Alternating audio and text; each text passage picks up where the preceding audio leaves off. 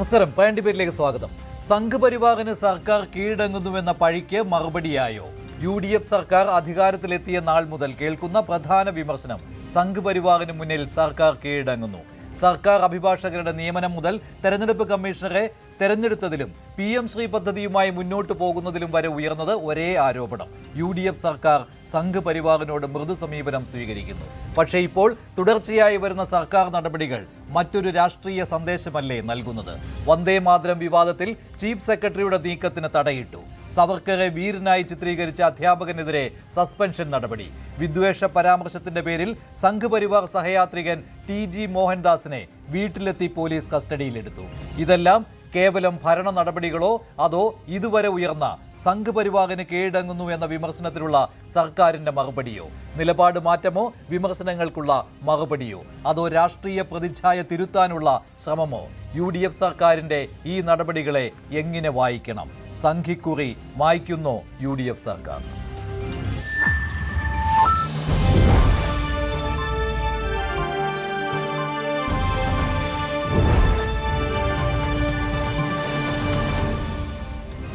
ശ്രീ ഷാബു പ്രസാദ്, ശ്രീ സിബി സത്യൻ, ശ്രീ രാഹുൽ ഈശ്വർ എന്നിവർ ചേരുകയാണ്. ശ്രീ സിബി സത്യൻ, ഒരു 20 സംഭവങ്ങളെങ്കിലും ചൂണ്ടിക്കാണിക്കാൻ കഴിയും UDF സർക്കാർ അധികാരമേറ്റതിനു ശേഷം വിമർശനം ഉയർന്നവ. ആ വിമർശനം എന്ന് പറയുന്നത് സംഘപരിവാറിന് കീഴടങ്ങുന്നു, BJP സഹയാത്രികരെയും BJP അനുഭാവികളെയും ഒക്കെ നിയമനങ്ങളിൽ ഉൾപ്പെടുന്നു, വിവിധ തസ്തികകളിലേക്ക് നിയമിക്കുന്നു. അതുപോലെ തന്നെ ഇവർ എന്തെങ്കിലും കൊള്ളരുതായ്മ കാണിച്ചാൽ അവർക്കെതിരെ നടപടി ഉണ്ടാകുന്നില്ല.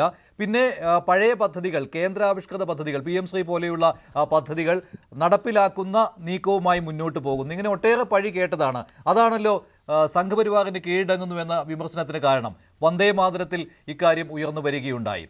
ഇതിനെല്ലാം തടയിടുന്ന രീതിയിലുള്ള നടപടികളാണോ കഴിഞ്ഞ കുറച്ച് ദിവസങ്ങളായി കാണുന്നത്? ഇപ്പോൾ TG മോഹൻദാസിന്റെ അറസ്റ്റ് വരുന്നു. കാസർഗോഡ് സവർക്കറെ വീരനായി ചിത്രീകരിച്ച അധ്യാപകനെതിരെ സസ്പെൻഷൻ നടപടി വരുന്നു. ഇങ്ങനെയുള്ള നടപടികളെ എങ്ങനെ കാണുന്നു താങ്കൾ? ആ പ്രതിച്ഛായയിൽ നിന്നുള്ള ഒരു കരകയറ്റമാണോ, അത് മനഃപൂർവ്വമുള്ളതാണോ ഇത്? മഞ്ജുഷ, നമ്മളിത് നോക്കിക്കാണുമ്പോൾ നമുക്ക് മനസ്സിലാവുന്നത് ഈ സർക്കാർ അധികാരമേറ്റ ദിവസം മുതൽ ഈ പറഞ്ഞ പോലെ ഒരു സംഘി പ്രതിച്ഛായ ചാർത്തി കൊടുക്കാൻ ഇടതുപക്ഷ ഹാൻഡിലുകൾ ശക്തമായിട്ട് ശ്രമിക്കുന്നുണ്ട് എന്നുള്ള കാര്യം വളരെ ക്ലിയറാണ്. പിന്നെ അതുപോലെ തന്നെ മുഖ്യമന്ത്രിക്കെതിരെയുള്ള ആരോപണങ്ങൾ ഉയർന്നിട്ടുണ്ടായിരുന്നു.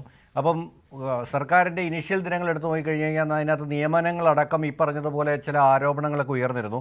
പ്രത്യേകിച്ച് മുഖ്യ തെരഞ്ഞെടുപ്പ് കമ്മീഷണറെ നിയമിക്കുന്ന അടക്കമുള്ള ആരോപണങ്ങൾ, അതുപോലെ ഗവൺമെന്റ് പാർട്ടിയിൽ നിന്ന് തന്നെ ഉയർന്നതാണ്. പാർട്ടിയിൽ നിന്ന് പോലും ലീഡർമാരെ നിയമിക്കുന്നതിനുള്ള ആരോപണം, ഇത്തരം ആരോപണങ്ങളൊക്കെ ഉയർന്നു. അതിനെ ഒരു ജനാധിപത്യ സമൂഹം വിലയിരുത്തി, അതിനെതിരെ വിമർശനങ്ങളുണ്ടായി, അതിനെതിരെ പാർട്ടിയിൽ നിന്ന് തന്നെ എതിർശബ്ദങ്ങളുണ്ടായി, തുടങ്ങിയ കാര്യങ്ങളൊക്കെ സംഭവിച്ചു. പക്ഷേ ഇതിനകത്ത് നമ്മളിപ്പോൾ നോക്കുമ്പോൾ അത് വളരെ ദിവസങ്ങൾ മാത്രം പ്രായമായ ഒരു സർക്കാരിനെതിരെയാണ് ഇത്തരം വിമർശനങ്ങളെല്ലാം ഉയർന്നു വന്നത്. ഇപ്പോൾ ഏതാണ്ട് എന്താ പറയുക, കൃത്യമായൊരു സ്ട്രീമിലേക്ക് സർക്കാർ എത്തിച്ചേരുകയാണ്. അപ്പോൾ നമുക്കതിനെതിരെ നല്ല നടപടികൾ, അതായത് ഈ പറഞ്ഞതുപോലെയുള്ള വിമർശനങ്ങളെ, അതായത് പ്രത്യേകിച്ച് ഒരു സംഘി ചാപ്പ കുത്താനുള്ള വിമർശനങ്ങളെ പ്രതിരോധിക്കാനുള്ള നടപടികൾ കൃത്യമായി വരും. താങ്കൾ എന്തുകൊണ്ട് അതിനെ ചാപ്പകുത്തൽ എന്ന് താങ്കൾ പറയുന്നത്? ഈ വിമർശനങ്ങളിൽ കഴമ്പില്ല എന്നാണോ താങ്കൾ പറയുന്നത്? പാർട്ടിയിൽ നിന്ന് പോലും അത്തരം വിമർശനങ്ങൾ വന്നതാണല്ലോ, പരസ്യമായ നിലപാടുകൾ പോലും. അതെ, ഈ ചാപ്പകുത്തൽ എന്ന് പറയാൻ പറ്റില്ലല്ലോ അതിനെ.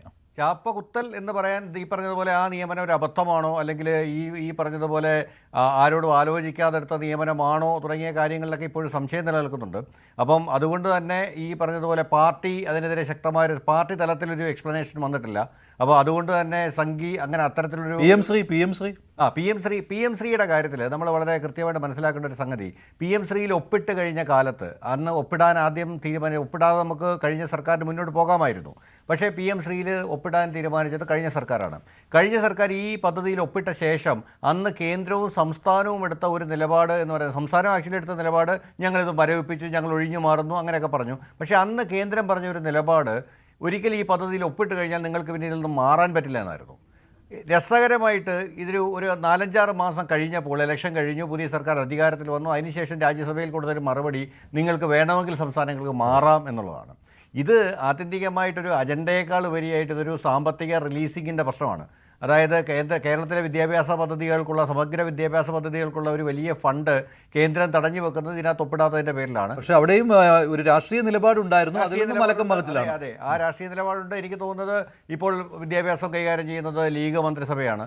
അപ്പം ഈ ചാപ്പ ഏറ്റവും കൂടുതൽ ഹർട്ട് ചെയ്യുന്നത് ലീഗിൻ്റെ ഇൻട്രസ്റ്റുകളെ തന്നെ ആയിരിക്കും. അതുകൊണ്ട് PM ശ്രീ പദ്ധതിയിൽ എന്ത് തീരുമാനിക്കണം എന്നുള്ളത് ആത്യന്തികമായിട്ട് ലീഗ് നേതൃത്വം കൂടി ഇരുന്ന് തീരുമാനിക്കേണ്ട ഒരു കാര്യമാണ്. അപ്പം മുഖ്യമന്ത്രിയും മന്ത്രിസഭയും എല്ലാം ഒന്നിച്ച് തീരുമാനിക്കണം. പക്ഷേ അതോടൊപ്പം തന്നെ ലീഗിൻ്റെ നിലപാട് ഇക്കാര്യത്തിൽ വളരെ നിർണായകമാണ്. കാരണം PM ശ്രീ പദ്ധതി മുന്നോട്ട് കൊണ്ടുപോകാൻ PM ശ്രീ പദ്ധതിയിൽ നിന്ന് പിന്മാറാം എന്ന് സംസ്ഥാനങ്ങൾക്ക് പിന്മാറാം എന്നൊരു നിലപാട് ഇപ്പോൾ കേന്ദ്രം എടുത്തിട്ടുണ്ട്. കാരണം രാജ്യസഭയിൽ ഹാരിസ് ബീരാൻ MPയുടെ ചോദ്യത്തിന് മറുപടിയായിട്ട് അത്തരം ഒരു നിലപാടാണ് കേന്ദ്ര സർക്കാർ മുന്നോട്ട് വെച്ചത്. എന്തായാലും PM ശ്രീ പദ്ധതിയിൽ ഈ സംഘപരിവാറിന് കീഴടങ്ങുന്നു എന്ന വിമർശനം അത് സർക്കാരിനെതിരെ ഉണ്ടായി. അത് സംശയമില്ലാത്ത കാര്യമാണ്. അത് പ്രതിരോധിക്കുവാൻ ബുദ്ധിമുട്ടുമുണ്ട്. പക്ഷേ ഇപ്പോൾ കാണുന്ന ഈ 3 നടപടികളുണ്ടല്ലോ, ഇപ്പോൾ TG മോഹൻദാസിന്റെ അറസ്റ്റ്, അതുപോലെ തന്നെ ഈ സവർക്കർ ക്യൂസ് മത്സരം അല്ലേ, അതിൽ ആ ക്യൂസ് മത്സരത്തിൽ സവർക്കറെ വീരനായി ചിത്രീകരിച്ചത്, സ്വാതന്ത്ര്യ സമരത്തിൽ ഏറ്റവും കൂടുതൽ പീഡനം ഏറ്റുവാങ്ങിയ ആൾ ആരാണ് എന്നുള്ള ചോദ്യത്തിന് അതിന്റെ ഉത്തരമായിട്ട് സവർക്കറുടെ പേര് വരുന്നു. ആ അധ്യാപകനെതിരെ സസ്പെൻഷൻ നടപടി ഇപ്പോൾ ഉണ്ടായിരിക്കുകയാണ്. പിന്നെ വന്ദേ മാതരം, ഇക്കാര്യത്തിൽ ചീഫ് സെക്രട്ടറിയുടേതാണ് ഒരു DO വന്നത് അല്ലേ, ഡെമ്മി ഒഫീഷ്യൽ ലെറ്റർ വന്നത്. പക്ഷേ അതിനെ തള്ളിക്കൊണ്ട് അങ്ങനെ വന്ദേ മാതരം മുഴുവനായിട്ട് സ്വാതന്ത്ര്യ ദിനാഘോഷ ചടങ്ങുകളിൽ ഉണ്ടാകില്ല എന്ന് സർക്കാർ വ്യക്തമാക്കി കഴിഞ്ഞു. അപ്പോൾ ഈ 3 സംഭവങ്ങളും ഈ ഒരു ചാപ്പ അതിനെ മറികടക്കുന്ന ഒന്നായി മാറിയിട്ടുണ്ടോ ഇല്ലയോ? ഇത് ഇതിനകത്ത് 1-2 കാര്യങ്ങൾ. അപ്പോൾ ഒന്നെന്ന് പറയുന്നത് അധ്യാപകൻ ഒരു ക്വിസ് മത്സരത്തിൽ ഒരു ചോദ്യം ഇട്ടത് ഈ പറഞ്ഞ സർക്കാരിനെ നമ്മൾ മൊത്തത്തിൽ അതിനകത്ത് കുറ്റപ്പെടുത്താനുള്ള സർക്കാരിന് ധാർമ്മികമായ ഉത്തരവാദിത്തമുണ്ട്. പക്ഷേ സർക്കാരിനെ മൊത്തത്തിൽ കുറ്റപ്പെടുത്തേണ്ട ഒരു കാര്യമുള്ളൊരു സംഗതിയല്ല. പക്ഷേ ചീഫ് സെക്രട്ടറി ഇറക്കിയ ഉത്തരവ് വളരെ ഗൗരവമുള്ളതാണ്. എന്തുകൊണ്ടെന്ന് ചോദിച്ചു കഴിഞ്ഞാൽ ചീഫ് സെക്രട്ടറിയുടെ ഉത്തരവിൽ നിന്ന് സർക്കാരിന് ഒരിക്കലും ഉത്തരവാദിത്തം ഒഴിവാകാൻ പറ്റില്ല. കാരണം കേരളത്തിലെ ഏറ്റവും സീനിയറായ സർക്കാർ ഉദ്യോഗസ്ഥരാണ് ചീഫ് സെക്രട്ടറി. അതായത് ഏത് ഗവൺമെൻറ് വന്നാലും ഗവൺമെൻറ്റിനെ പ്രതികരിക്കുന്ന ഉദ്യോഗസ്ഥ വൃന്ദത്തിലെ ഏറ്റവും ഉയർന്ന ആളാണ് ചീഫ് സെക്രട്ടറി. അദ്ദേഹം ഇറക്കിയ ഒരു ഉത്തരവിൻ്റെ ഉത്തരവാദിത്തത്തിൽ നിന്ന് ഒരു കാരണവശാലും സർക്കാരിന് ഒഴിഞ്ഞു മാറാൻ പറ്റില്ല. അപ്പോൾ അദ്ദേഹം സർക്കാർ അറിയാതെ അത്തരം ഒരു ഉത്തരവ് ഇറക്കിയിട്ടുണ്ടെങ്കിൽ അത് സർക്കാരിന്റെ ഒരു ഇനബിലിറ്റിയാണ് കാണിക്കുന്നത്. PMA സലാം ലീഗ് നേതാവ് അദ്ദേഹം ഇന്ന് ഫേസ്ബുക്കിൽ ഒരു പോസ്റ്റ് ഇട്ടിട്ടുണ്ട്. അതിൽ അദ്ദേഹം പറയുന്നത് പല കാര്യങ്ങളും എടുത്തു പറഞ്ഞുകൊണ്ട് വന്ദേ മാതരം ഒളിച്ചു കടത്തുവാനുള്ള ഉദ്യോഗസ്ഥന്റെ ശ്രമത്തിന് മൂക്കുകയറിട്ടു എന്നുള്ളതാണ്. അത് ചീഫ് സെക്രട്ടറി ഉദ്ദേശിച്ചുകൊണ്ടാണ് സർക്കാർ അക്കാര്യത്തിൽ ഇപ്പോൾ ഒരു നയം സ്വീകരിക്കുകയും ഇത്തരത്തിൽ വന്ദേ മാതരം മുഴുവനായി പാടേണ്ടതില്ല, നേരത്തെ സർക്കാർ അംഗീകരിച്ച, അതായത് 1935 സമ്മേളനത്തിന് ശേഷം അംഗീകരിച്ച 2 സ്റ്റാൻസ മാത്രം പാടിയാൽ മതി എന്ന് പറയുന്ന ഒരു നിലപാടിലേക്ക് എത്തുകയും ചെയ്തു.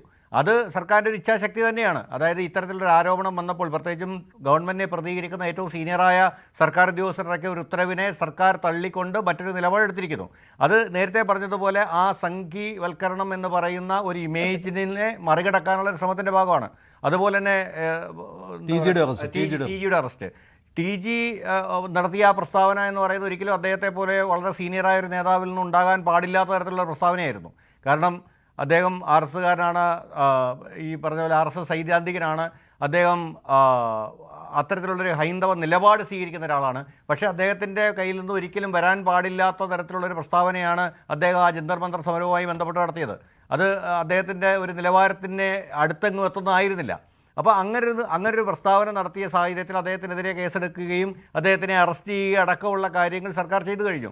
ഇത് ഒരു സർക്കാരിൻ്റെ നിയമപരമായ ലിമിറ്റിൽ നിന്ന് ഏറ്റവും പരമാവധി ചെയ്യാവുന്ന കാര്യമാണ്. കാരണം എന്തെന്ന് വെച്ച് കഴിഞ്ഞാൽ ആ അറസ്റ്റിനകത്ത് ഈ പറഞ്ഞ റിമാൻഡ് പോലും ഇല്ലാതെ കോടതി ജാമ്യം കൊടുത്തത് തന്നെ ഈ പറഞ്ഞതുപോലെ ഇത്തരം ഒരു പ്രസ്താവനയ്ക്കെതിരെ നമ്മുടെ നിയമ സംവിധാനത്തിൽ എടുക്കാൻ പറ്റുന്ന നടപടികൾക്ക് ചില ലിമിറ്റുണ്ട് എന്ന് തെളിയിക്കുന്നത് തന്നെയാണ്. അപ്പോൾ ഒന്നുകിൽ ഇത്തരം പ്രസ്താവനകൾ അതുമായിട്ട് ബന്ധപ്പെട്ടുള്ള നിയമങ്ങൾ കർക്കശമാക്കുകയോ അല്ലെങ്കിൽ അതുപോലുള്ള സംഭവങ്ങൾ ചെയ്യുകയോ വേണം. പക്ഷേ സർക്കാരിൻ്റെ ഭാഗത്തു നിന്ന്, പോലീസിൻ്റെ ഭാഗത്തു നിന്ന് ഇക്കാര്യം വളരെ കൃത്യമായിട്ട് കൈകാര്യം ചെയ്യാൻ കഴിഞ്ഞു എന്നുള്ളത് ഒരു അറസ്റ്റ് വൈകി എന്നുള്ള വിമർശനമുണ്ട്. ആയങ്കയുടെ അറസ്റ്റിനോട് അനുബന്ധിച്ചാണ് ഈ അറസ്റ്റ് നടന്നത് എന്നുള്ള വിമർശനം ഇപ്പോഴും ഉയരുന്നുണ്ട്. ശ്രീ ഷാബു പ്രസാദ്, താങ്കൾ എങ്ങനെയാണ് കാണുന്നത് ഈ സംഘപരിവാറിന് കീഴടങ്ങി എന്നുള്ള വിമർശനം UDF സർക്കാർ അധികാരമേറ്റപ്പോൾ മുതൽ ഉള്ളതാണ്? അതിനെ മറികടക്കുവാൻ ഇപ്പോൾ സർക്കാരിന് കഴിയുന്നുണ്ടോ ഈ നടപടികളിലൂടെ? അതെ ഷാബു പ്രസാദ്. ഇത് ഒന്നാമത്തെ കാര്യം, ഈ 2 ഇടത് വലത് മുന്നണികളുണ്ട്. ഈ സംഘവിരുദ്ധ RSS വിരുദ്ധ മോദി വിരുദ്ധ ഈ കോമ്പറ്റീഷനിൽ ഇവർ വല്ലാത്ത ഒരു ധർമ്മസങ്കടത്തിലും പുലിവാലിലുമാണ് ചെന്നപ്പെട്ടിരിക്കുന്നത്. കാര്യം ഇവർ തന്നെ പൊക്കിയ ഈ ഒരു സംഘപരിവാർ വിരുദ്ധ നറേറ്റീവ് ഉണ്ട്. ആ നറേറ്റീവിന്റെ അടിമകളായിപ്പോയി. അതാണ് സംഭവം. ഇപ്പം ഇവര് ഇടതുപക്ഷം ഇവിടെ ഭരിച്ചുകൊണ്ടിരുന്ന സമയത്ത് ഇവരുടെ UDFന്റെ ഏറ്റവും കോൺഗ്രസിന്റെ ഒക്കെ ഇഷ്ട വിഷയമായിരുന്നു എന്താണ് ഡീല്. RSSുമായിട്ടുള്ള ഡീല്, നിതിൻ ഗഡ്കരിയായിട്ടുള്ള ഡീല്, മോദിയായിട്ടുള്ള ഡീല്, ആ ഡീല്, ഈ ഡീല്, ഇവര് കൊണ്ട് CPM, അതിൻ്റെ അകത്ത് ആ പ്രചരണത്തിൽ, ആ നറേറ്റീവ് ബിൽഡിങ്ങില് കോൺഗ്രസ് വലിയൊരളവോളം വിജയിച്ചിട്ടുണ്ട്. നമുക്കത് നിഷേധിക്കാൻ കഴിയുന്ന കാര്യമല്ല. അവർ ഗംഭീരമായിട്ട് അതിനെ വേണ്ട രീതിയിൽ ഡിഫെൻഡ് ചെയ്യാൻ ഇവർക്ക് LDFന് കഴിഞ്ഞിട്ടില്ല എന്നുള്ളതും ഒരു യാഥാർത്ഥ്യം തന്നെയാണ്. അത് തന്നെ ഇപ്പോൾ UDF സർക്കാരിനെതിരെയും വന്നിരിക്കുകയാണ്. അതാണ് ഈ സംഭവം. ഇവർ തന്നെ കെട്ടഴിച്ചു വിട്ട ആ ഭൂതം ഇവരുടെ നേരെ ഇപ്പൊ തിരിഞ്ഞിരിക്കുകയാണ് എന്നുള്ളതാണ് ഇതിന്റെ വാസ്തവം. ഇത് വേണ്ടിയിരുന്നോ, ഇത് വേണ്ടിയിരുന്നില്ല എന്ന് വരെ അവർ ചിന്തിച്ചു തുടങ്ങിയിരിക്കുന്നുണ്ടാവുമെന്ന് വേണം മനസ്സിലാക്കാൻ. കാര്യം ഇതിന്റെ ആ അവസ്ഥ എത്രത്തോളം വലുതാണ്. കാര്യം ഇവിടേക്ക് ഭരണപക്ഷത്തേക്ക് വന്നപ്പോഴാണ് എങ്ങനെയാണ് ഇത് കൈകാര്യം ചെയ്യുക എന്നുള്ള ഒരു വല്ലാത്ത അവസ്ഥയിലായി അവര്. കാര്യം കേന്ദ്ര ഗവൺമെന്റുമായിട്ട്, ഭരിക്കുന്ന ഒരു കേന്ദ്ര ഗവൺമെന്റുമായിട്ട് യുദ്ധം പ്രഖ്യാപിച്ചുകൊണ്ട് ഒരു സംസ്ഥാന ഗവൺമെന്റിന് പോകാൻ കഴിയില്ല എന്നുള്ള യാഥാർത്ഥ്യം തിരിച്ചറിഞ്ഞപ്പോൾ ഇവരാകപ്പാടെ ഒരു അങ്കലാപ്പിലാണ് ഇരിക്കുന്നത്. അതിന്റെ ബാക്കിയാണ് ഈ കാണുന്നതൊക്കെ. ഇപ്പൊ സുഗതനെ മറ്റേ കാപ്പ കേസിൽ കൊടുത്ത് പിടിച്ചകത്തിടുന്നു. അപ്പൊ ഇവിടെ സർക്കാരിന്റെ ഇവിടുന്ന് തന്നെ ഒരു സെക്രട്ടറി കുഴപ്പമില്ല എന്നും പറഞ്ഞുകൊണ്ട് കത്ത് കൊടുക്കുന്നു. ഇങ്ങനെ ഇപ്പൊ ഇന്നലെ TG പിടിച്ചു. ഇന്നലെ 10-12 സുഗതന്റെ കേസിൽ ആ അണ്ടർ സെക്രട്ടറിയെ വീട്ടിലിരുത്തി എന്ന് ഇപ്പോൾ മുസ്ലിം ലീഗ് നേതാവ് ശ്രീ PMA സലാം പറയുകയാണ്. അത് ഞങ്ങളുടെ നേട്ടമാണ് എന്ന്. അതായത് സംഘപരിവാറിന് ഞങ്ങൾ കീഴടങ്ങില്ല എന്നുള്ള സന്ദേശം. ഞാൻ പറഞ്ഞു ഇതൊക്കെ പറയാന്നുള്ള എത്ര ദിവസം അവരെ വീട്ടിലിരുത്താൻ പറ്റും? എത്ര ദിവസം അവരെ സസ്പെൻഡ് ചെയ്ത് മാറ്റി നിർത്താൻ പറ്റും? ഇതിനകത്ത് അവര് നിയമത്തിന്റെ വഴികൾ മാത്രമല്ലേ, അവര് നിയമവിരുദ്ധമായിട്ടോ ഭരണഘടനാ വിരുദ്ധമായിട്ടോ എന്തെങ്കിലും ചെയ്തോ? ഇവിടെ ഭരിക്കുന്ന സർക്കാരിന്റെ രാഷ്ട്രീയത്തിന് ഇഷ്ടപ്പെടാത്ത കാര്യം അവർ ചെയ്തു എന്നുള്ളതല്ലാതെ അതിന് എന്തെങ്കിലും അടിസ്ഥാന നിലനിൽപ്പുണ്ടോ? പക്ഷേ തൽക്കാലം ഇങ്ങനെ ഒരു മൂടുപടം ഇടാൻ വേണ്ടിയിട്ട്, കണ്ണിൽ പൊടിയിടാൻ വേണ്ടിയിട്ട് ഇങ്ങനെ ചെയ്യുന്നു. ഇപ്പൊ ഇന്നലെ അർജുനായെങ്കിൽ അറസ്റ്റ് ചെയ്തു. അതിന് കറക്റ്റ് ബാലൻസ് ചെയ്യാൻ വേണ്ടിയിട്ട് നേരെ പോയി TG മോഹൻദാസിനെയും അറസ്റ്റ് ചെയ്തിരിക്കുന്നു. ഈ TG മോഹൻദാസ് ഇവിടുന്ന് അദ്ദേഹം മുൻകൂർ ജാമ്യം എടുത്തിട്ടില്ല, അപ്ലൈ ചെയ്തിട്ടില്ല, ഒളിവിൽ പോയിട്ടില്ല. ആ മനുഷ്യൻ ഈ പറഞ്ഞ വിവാദപരമായ വീഡിയോ പിൻവലിച്ചിട്ടില്ല. അതിപ്പോഴും യൂട്യൂബിലുണ്ട്. അദ്ദേഹം ആ വീട്ടിൽ തന്നെ ഇരിക്കുകയായിരുന്നു. എന്നെ വന്ന് കൊണ്ടുപോകും. നെഞ്ചുവേദന അനുഭവിച്ചില്ല, അഭിനയിച്ചില്ല, ഒന്നുമില്ല. പോലീസുകാർ വന്നു, കൂളായിട്ട് അദ്ദേഹം പോയി, എല്ലാത്തിനോടും സഹകരിച്ചു, വന്നു. അത്രേ ഉള്ളൂ. ഇപ്പൊ ഇന്ന് ജാമ്യം കിട്ടി. ഇതൊക്കെ ഇങ്ങനെയുള്ള ഈ കോപ്രാണ്ടി കാണിക്കലിലേക്ക് ഈ സർക്കാരിന് മാറേണ്ട ഒരു VD സതീശൻ ഇതൊക്കെ നന്നായിട്ട് മനസ്സിലായാൽ അത്യാവശ്യം തലക്കകത്ത് ബോധമുള്ള ഒരാളാണ്. പക്ഷേ ഈവൻ മുസ്ലിം ലീഗിന്റെയും പരിണിതപ്രജ്ഞരായ നേതാക്കന്മാർക്കും ആൾക്കാർക്കും അറിയാം ഇവർ ഈ കാണിക്കുന്നത് മുഴുവൻ കോമാളിത്തരമാണെന്നുള്ളത്. ഞങ്ങൾ സംഘപരിവാറിന് മുമ്പിൽ കീഴടങ്ങില്ല, അങ്ങനെയാണ് ഇങ്ങനെയാണ്. ഇപ്പൊ PM ശ്രീയുടെ കാര്യം പറഞ്ഞു. എന്തായിരുന്നു KM ഷാജി പറഞ്ഞു നടന്നിരുന്നത്? ഇപ്പൊ ഇവരുടെയൊക്കെ ഒരു പ്രശ്നം എന്താണെന്നറിയാമോ?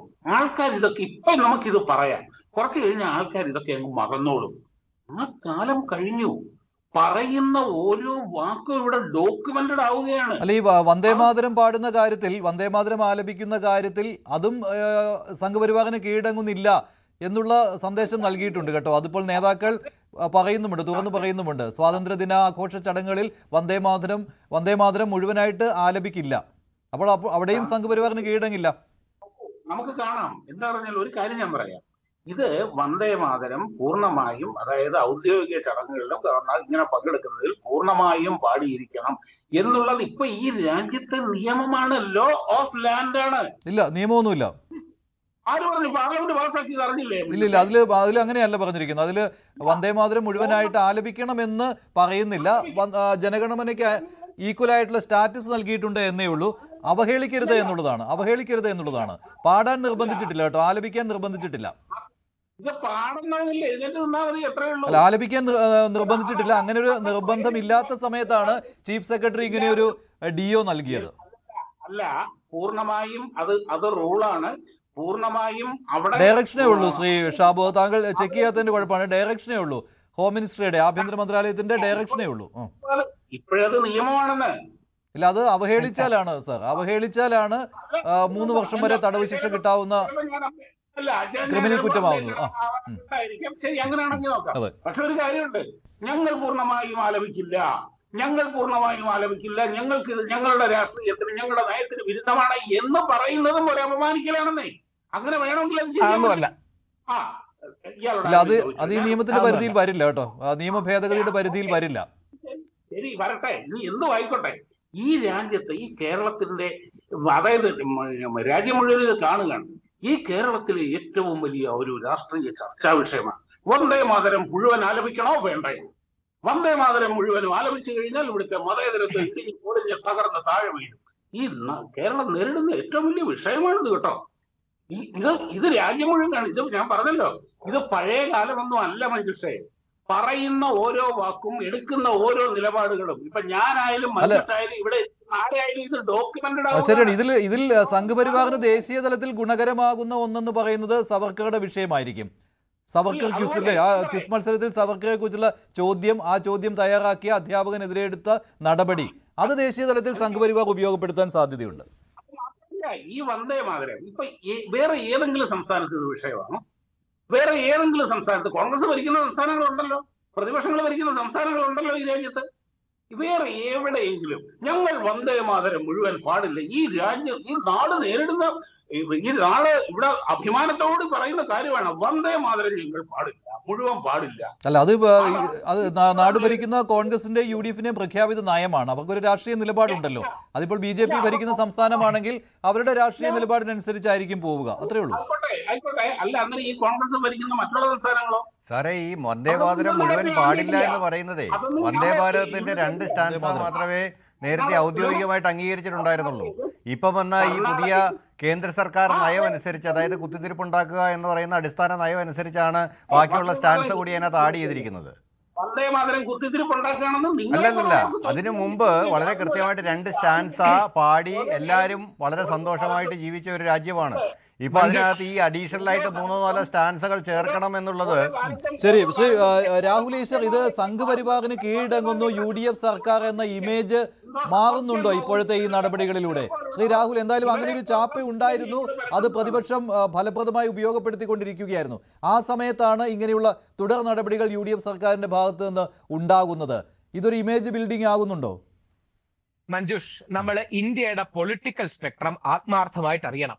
സെന്റർ ലെഫ്റ്റ് എന്ന് പറയുന്നത് കോൺഗ്രസ് ആണ്, സെന്റർ റൈറ്റ് എന്ന് പറയുന്നത് BJP ആണ്, ലെഫ്റ്റ് വിംഗ് ഫോഴ്സസ് ആണ് CPI, കുറെ കൂടെ ഇടതോട്ടാണ് CPM. റൈറ്റിലേക്ക് നോക്കിയാൽ പണ്ട് ഇന്ത്യയിലെ ആദ്യ വലതുപക്ഷ പാർട്ടിയായ രാജഗോപാലാചാര്യയുടെ സ്വതന്ത്ര പാർട്ടി ഉണ്ട്, RSS BJPയുടെ ഫോർമേഷൻ ഉണ്ട്. അന്നത്തെ കാലത്തില്ല, പക്ഷെ അവരുടെ ആശയധാരയുണ്ട്. കുറെ കൂടെ റൈറ്റിലേക്ക്, എക്സ്ട്രീം റൈറ്റിലേക്ക് ഹിന്ദു മഹാസഭയുണ്ട്. കുറെ കൂടെ വലതേക്ക് പോയാൽ നാഥുറാം ഗോഡ്സെ പോലുള്ള ആൾക്കാരുണ്ട്. ഇതാണ് ഇന്ത്യയുടെ ഓണസ്റ്റ് പൊളിറ്റിക്കൽ സ്പെക്ട്രം. ഇതിൽ BJP സെന്റർ റൈറ്റ്, പ്രത്യേകിച്ച് മോദിജി ഒരു മധ്യ വലത് എന്ന് പറയുന്ന നിലപാടെടുക്കുന്നവരാണ്. നെഹ്റുജി നേരെ തിരിച്ച് മധ്യ ഇടതായിരുന്നു. കോൺഗ്രസിലെ മധ്യവലതായിരുന്നു സർദാർ പട്ടേൽ അടക്കമുള്ള ആൾക്കാർ. ഇനിയും ഓരോ വിഷയത്തിനും ഈ പൊളിറ്റിക്കൽ സ്പെക്ട്രത്തിൽ ഓരോ നിലപാടുകളുണ്ട്. വന്ദേ മാതരം പൂർണ്ണമായി പാടേണ്ട യാതൊരു ആവശ്യവും രാജ്യസ്നേഹിയായ ഒരു ഇന്ത്യക്കാരനില്ല. കാരണം ഈ രാജ്യത്തിന്റെ അച്ഛനായ മഹാത്മാഗാന്ധി, ഈ രാജ്യത്തെ രാജ്യസ്നേഹികളുടെ രാജകുമാരനായ നേതാജി സുഭാഷ് ചന്ദ്രബോസ്, ഈ രാജ്യത്തിലെ ഗുരുദേവായ ജനഗണമന അടക്കം എഴുതിയ രവീന്ദ്രനാഥ ടാഗോർ, ഉരുക്കു മനുഷ്യനായ സർദാർ വല്ലഭായ് പട്ടേൽ, ഇന്ത്യയുടെ ആദ്യ പ്രധാനമന്ത്രി പണ്ഡിറ്റ് ജവഹർലാൽ നെഹ്റു, ഈ 5 പേരും കൂടെ ചേർന്നെടുത്ത തീരുമാനമാണ് ആദ്യ 2 പാരഗ്രാഫ് മതിയെന്ന്. അതിനേക്കാൾ വലിയ രാജ്യസ്നേഹി നമ്മൾ ആരും ആകണ്ട.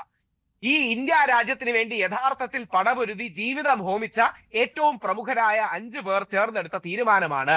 അതായത് ദുർഗ, ലക്ഷ്മി, സരസ്വതി സ്തുതികളുടെ മെൻഷൻ ഉണ്ട്. അതുകൊണ്ട് നമ്മുടെ ക്രിസ്ത്യൻ, മുസ്ലിം ന്യൂനപക്ഷ സഹോദരങ്ങൾക്ക് അത് അൺകംഫർട്ടബിൾ ആയിരിക്കും. നമ്മൾ അതുകൊണ്ട് ഒറിജിനൽ വന്ദേ മാതരത്തിൽ 2 സ്റ്റാൻസേ ഉള്ളായിരുന്നു.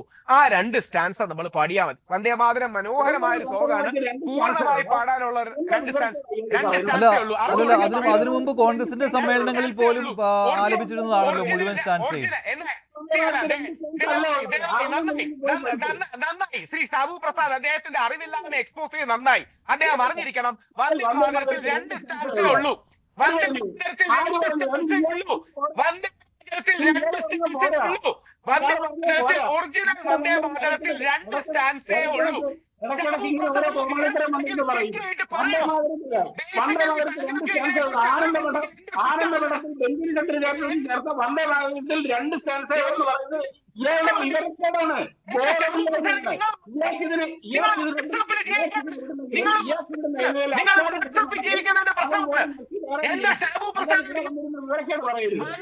വാട്സ്ആപ്പ് അതായത് വന്നത് ഇതുപോലും അറിയില്ല. ഇതാണ് കപട രാജ്യസ്നേഹം. ബങ്കിം ചന്ദ്ര ചാറ്റർജി 2 പാരഗ്രാഫുകളാണ് ആദ്യം എഴുതിയത്. അതിനുശേഷം വർഷങ്ങൾക്ക് ശേഷം ആനന്ദമഠം നോവൽ വരുന്നു. അതിലാണ് അദ്ദേഹം ബാക്കി 4 പാരഗ്രാഫ് കൂടി ചേർത്തത്. ശ്രീ മഞ്ജുഷ്, അല്ല രാഹുലെ, 1935 വരെ കോൺഗ്രസിന്റെ സെഷനുകളിലും, ഞാൻ ഈ വന്ദേമാതരം അല്ല നമ്മുടെ ചർച്ചാ വിഷയം, പക്ഷേ താങ്കൾ പറഞ്ഞതുകൊണ്ടാണ്, 1935 വരെ കോൺഗ്രസിന്റെ സെഷനുകളിൽ പോലും വന്ദേമാതരം ഈ 6 ചരണങ്ങളും ആലപിച്ചിട്ടുണ്ട്. അതാണ് പിന്നീട് 1950-ൽ ഈ 2ആയിട്ട് ചുരുക്കിയത്. താങ്കൾ പറഞ്ഞു യഥാർത്ഥ ദേശസ്നേഹികൾ ചേർന്നാണ് തീരുമാനമെടുത്തത് എന്ന്. പക്ഷെ അതിനു മുൻപ് ഇതേ ദേശസ്നേഹികൾ തന്നെ ആലപിച്ചിട്ടുണ്ട് കേട്ടോ.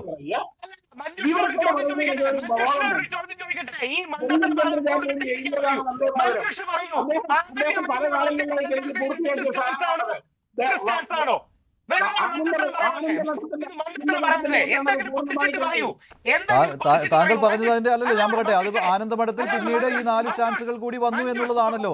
അത് തന്നെയാണ് ശ്രീ രാഹുൽ ഈശ്വർ. വന്ദേ മാതരം എന്ന് പറയുന്നത് ഈ 6 സ്റ്റാൻസുകളുമുണ്ട്. ദേശീയ ഗാനം എന്നുള്ള രീതിയിൽ അത് 2 സ്റ്റാൻസയാക്കി ചുരുക്കി. അല്ല ഞാൻ പറയട്ടെ രാഹുൽ, ഒരു കാര്യം, കോൺഗ്രസിന്റെ സെഷനുകളിൽ ഇത് എത്ര സ്റ്റാൻസ് ആലപിച്ചിരുന്നു? ഞാൻ പറയട്ടെ രാഹുലെ, കോൺഗ്രസിന്റെ സെഷനുകളിൽ എത്ര സ്റ്റാൻസ് ആലപിച്ചിരുന്നു?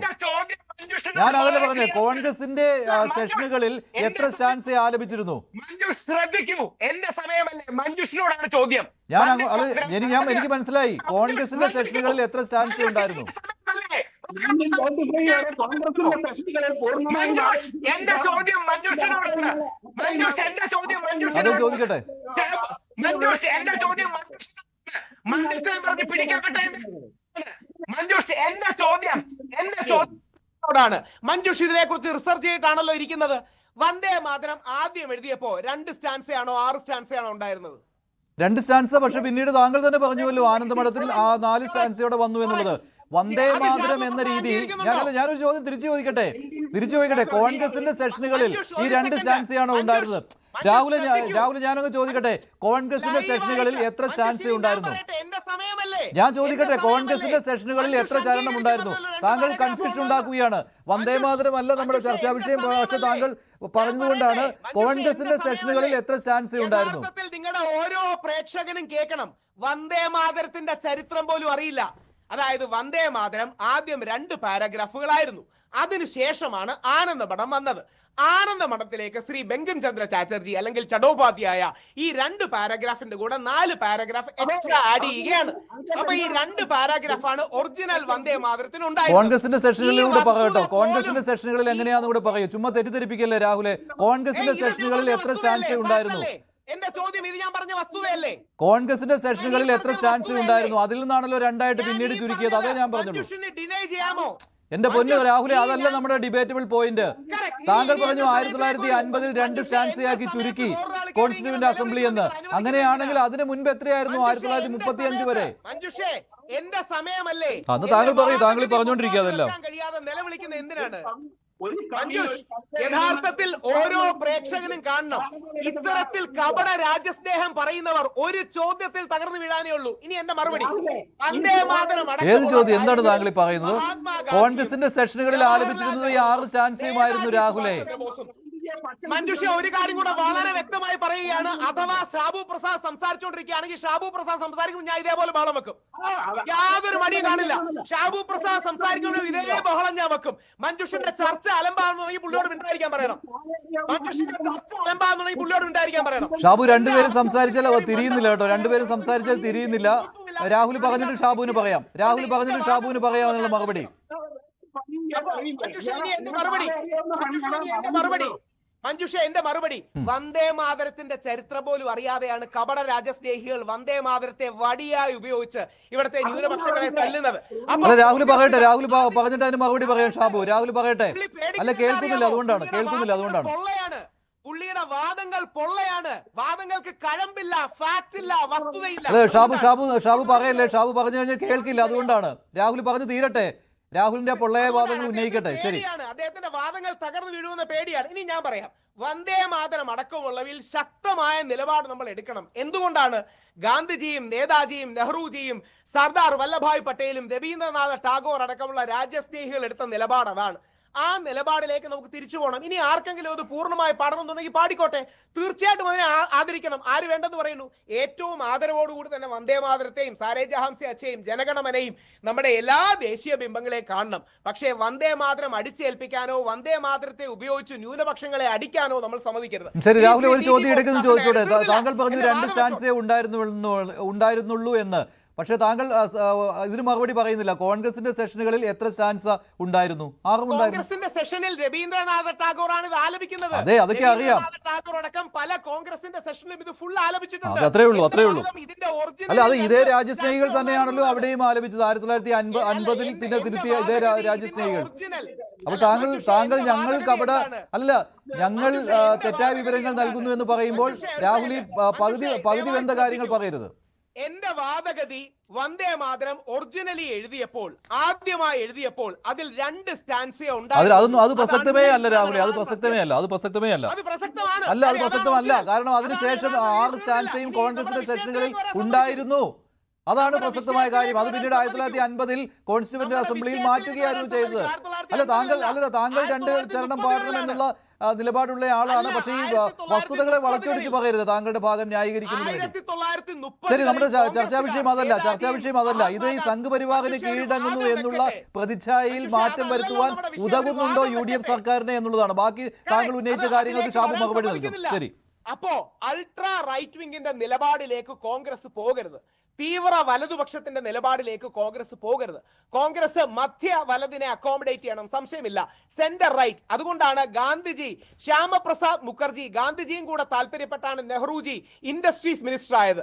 അതായത് ശ്യാമപ്രസാദ് മുഖർജി എന്ന് പറയുന്ന ഇന്നത്തെ BJP അടക്കമുള്ള ഓർഗനൈസേഷന്റെ പ്രാഥമിക അല്ലെങ്കിൽ ആദ്യ രൂപമായ ജനസംഘം അടക്കമുള്ളവയ്ക്ക് ഏറ്റവും കൂടുതൽ ഉത്തേജനം നൽകിയ ശ്യാമപ്രസാദ് മുഖർജിയും ഗുരുജി ഗോൾവൽക്കർ അടക്കമുള്ളവരുമായിരുന്നു. ശ്യാമപ്രസാദ് മുഖർജി നെഹ്റുജിയുടെ മിനിസ്ട്രിയിലെ ഇൻഡസ്ട്രീസ് മിനിസ്റ്റർ ആയിരുന്നു, ഗാന്ധിജി അടക്കമുള്ളവരുടെ താല്പര്യത്തിൽ. അതിന്റെ കാരണം റൈറ്റ് വിങ്ങിലെ നല്ല എലിമെന്റ്സ്, തീവ്ര വലതുപക്ഷത്തെ അല്ല, നല്ല എലിമെന്റ്സിനെ ഭരണത്തിൽ കൂട്ടണം. സർദാർ പട്ടേൽ ആ നിലപാടുകാരനായിരുന്നു, ഗാന്ധിജി ആ നിലപാടുകാരനായിരുന്നു. ഇവിടെ എന്താ പറ്റുന്നത്? വീര സവർക്കർ, നേരത്തെ ചോദിക്കുണ്ടായി വീര സവർക്കറെ വീരനായി ചിത്രീകരിക്കുന്നു എന്ന്. അങ്ങനെയല്ല, വീര സവർക്കർ വീരൻ തന്നെയാണ്. 10-11 വർഷം നമുക്ക് വേണ്ടി ജയിലിൽ കിടക്കുകയും വീണ്ടും ഒരു 11-12 വർഷം റെസ്ട്രിക്റ്റഡ് മൂവ്മെന്റ്സോടെ ജീവിക്കുകയും ചെയ്ത വീര സവർക്കർ ഒരു വീരൻ തന്നെയാണ്. മഹാത്മാഗാന്ധിക്ക് സവർക്കറെ ബഹുമാനമായിരുന്നു, ഇന്ദിരാഗാന്ധിക്ക് സവർക്കറെ ബഹുമാനമായിരുന്നു. ഇതേ തെറ്റാ കോൺഗ്രസ് ചെയ്യുന്നത്. എവിടെയാണെന്നറിയാമോ? അവർ തീവ്ര ഇടതിൽ നിന്നാണ് വീര സവർക്കറെ നോക്കുന്നത്. ഒരു സെന്ററിൽ നിന്ന് വീര സവർക്കറെ നോക്കിയാൽ അദ്ദേഹത്തിന്റെ ചില പ്രസ്താവനകളെ നമുക്ക് എതിർപ്പോടെ കാണാം. പക്ഷേ വീര സവർക്കർ ചെയ്ത കോൺട്രിബ്യൂഷൻസ് ബഹുമാനമുള്ളതാണ്. അതുകൊണ്ടാണ് ഗാന്ധിജി വീര സവർക്കറെയും GD സവർക്കറെയും മോചിപ്പിക്കണമെന്ന് എഴുത്തുവരെ എഴുതി. അങ്ങനെയാണെങ്കിൽ ഒരു അധ്യാപകനെ സസ്പെൻഡ് ചെയ്തു കാസർഗോഡ്. സസ്പെൻഡ് ചെയ്തു. അതിനെ താങ്കൾ ന്യായീകരിക്കുന്നുണ്ടോ? അല്ല, ഒറ്റ വരി കൂടെ പറഞ്ഞു തീർക്കാം. ഇവിടെ പ്രശ്നം അൾട്രാ റൈറ്റ് വിങ്ങിനെ അക്കോമഡേറ്റ് ചെയ്യാതെ മോഡറേറ്റ് റൈറ്റ് വിങ്ങിനെ അക്കോമഡേറ്റ് ചെയ്യണം. ഇത് രാഹുൽ ഈശ്വർ പറഞ്ഞ നിലപാടല്ല, ശ്രീ VD സതീശൻ ഒരിക്കൽ തുറന്നു പറഞ്ഞതാണ്. അദ്ദേഹം ഒരു നെഹ്റുവിയൻ ലെഫ്റ്റ് ആണ്. തീവ്ര വലതൊഴിച്ച് ബാക്കിയുള്ള, അല്ലെങ്കിൽ തീവ്ര ഇടത് തീവ്ര വലതൊഴിച്ച് ബാക്കി എല്ലാവരെയും അക്കോമഡേറ്റ് ചെയ്യാം. ശ്രീ TG മോഹൻദാസിക്ക് എന്താ പറ്റിയത്? ഒരിക്കലും ഒരു സ്ത്രീകളെ കുറിച്ചോ അല്ലെങ്കിൽ പെൺകുട്ടികൾ റേപ്പ് ഇഷ്ടപ്പെടുന്നവരാണെന്ന് പറയുകയുണ്ടായി, അല്ലെങ്കിൽ ആ വിദ്യാർത്ഥികളെ താനായിരുന്നെങ്കിൽ വെടിവെച്ചു കൊല്ലുമെന്ന് പറയുണ്ടായി. ഇത് തീവ്ര വലതാണ്. അതിനെ RSS തള്ളി പറഞ്ഞില്ലേ? മോഹൻ ഭഗവത്ജി ജൻസിയോടൊപ്പം വരുന്നത് ഞാൻ നിങ്ങളോടൊപ്പമാണെന്ന് പറഞ്ഞില്ലേ? കണ്ണടച്ച് വിശ്വസിക്കണമെങ്കിൽ ഞാൻ നിങ്ങളെ വിശ്വസിക്കൂ എന്ന് പറഞ്ഞില്ലേ? അപ്പോ സെന്റർ റൈറ്റിൽ നിൽക്കുന്ന സംഘവും തീവ്ര വലതിൽ നിൽക്കുന്ന സംഘികളും ഇത് രണ്ടാണ്. ഒരു സെന്റർ റൈറ്റ് ആയ മധ്യ വലതിൽ നിൽക്കുന്ന RSS എന്ന ഉത്തരവാദിത്വമുള്ള പ്രസ്ഥാനം അല്ലെങ്കിൽ സംഘവും തീവ്ര വലതുപക്ഷത്ത് നിൽക്കുന്ന സംഘികളും രണ്ടാണ്. ഗുരുജി ഗോൾവൽക്കറുടെ കാലത്ത് പോലും ഈ തീവ്ര സംഘികളെയും തീവ്ര വലതുപക്ഷക്കാരെയും RSSന്റെ മീറ്റിംഗിൽ ഇറക്കി വിട്ടിട്ടുണ്ട് ഗാന്ധിജി അധിക്ഷേപിച്ചതിന്. അപ്പോൾ ഒരു ബാലൻസ് നമുക്ക് വേണം. യഥാർത്ഥത്തിൽ ആ ബാലൻസ് കോൺഗ്രസ് സർക്കാർ തിരിച്ചുപിടിച്ചു, വളരെ നല്ലതാണ്. ഈ സെൻട്രിസ്റ്റ് ബാലൻസ് ആണ് കോൺഗ്രസിൽ നിന്ന് നമ്മൾ പ്രതീക്ഷിക്കുന്നത്. ഒരു മധ്യ വലതിനെയും മധ്യ ഇടതിനെയും ഉൾക്കൊണ്ടു പോകുന്ന, ഇനി കുറച്ചുകൂടെ പച്ചയ്ക്ക് പറയാം, രമേശ് ചെന്നിത്തലാജിയും ശശി തരൂറും ഒക്കെയാണ് സെന്റർ റൈറ്റിനെ അക്കോമഡേറ്റ് ചെയ്യുന്നത്. VD സതീശൻജി നമുക്കറിയാവുന്ന പോലെ നെഹ്റുവിയൻ ലെഫ്റ്റ് ആണ്. ഈ ബാലൻസിലാണ് കോൺഗ്രസ് എക്കാലവും നിലനിന്നത്. കേന്ദ്രത്തിൽ ഈ ബാലൻസ് പോയതുകൊണ്ടാണ് അവർ തകർന്നത്. താങ്കൾ ഈ 3 കാര്യത്തിൽ, ഈ വന്ദേമാതരത്തിന്റെ വിഷയത്തിലും സവർക്കർ ക്വിസ് മത്സരത്തിൽ ചോദ്യം തയ്യാറാക്കിയ അധ്യാപകനെ സസ്പെൻഡ് ചെയ്ത ഈ വിഷയത്തിലും TGയുടെ അറസ്റ്റിലും സംസ്ഥാന സർക്കാരിനെ അനുകൂലിക്കുകയാണ്. ആ ഒരു ഇമേജ് തിരിച്ചുപിടിക്കാൻ സർക്കാരിന് കഴിഞ്ഞു. തീർച്ചയായിട്ടും കഴിഞ്ഞിട്ടുണ്ട്.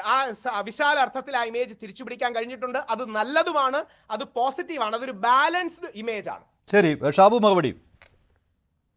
അതായത് ഇവിടെ ഇദ്ദേഹം ഇനിയിപ്പം ഞാൻ സംസാരിക്കുമ്പോൾ അദ്ദേഹം ബഹളം തുടങ്ങുമെന്ന് പറഞ്ഞു. ഇല്ല അതില്ല. അതാണല്ലോ.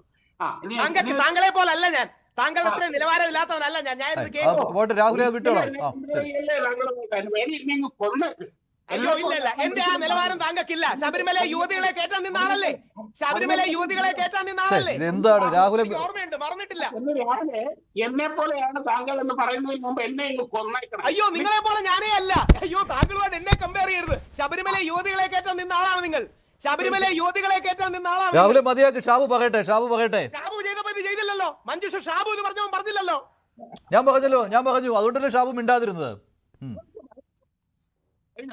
ഞാനൊന്ന് ഉറങ്ങിയിട്ട് വരാം. നിങ്ങളായിരുന്നു ബഹളം. എന്റെ രാഹുലെ, രാഹുലിന് അറിയാമല്ലോ, രണ്ടുപേരും സംസാരിച്ചാൽ ആര് പറയണതും കേൾക്കില്ല. അതുകൊണ്ടാണ് ഞാൻ നേരത്തെ ഷാബുവിനോട് മിണ്ടാതിരിക്കാൻ പറഞ്ഞു. ഷാബു മിണ്ടാതിരുന്നതും. ഷാബു പറയൂ.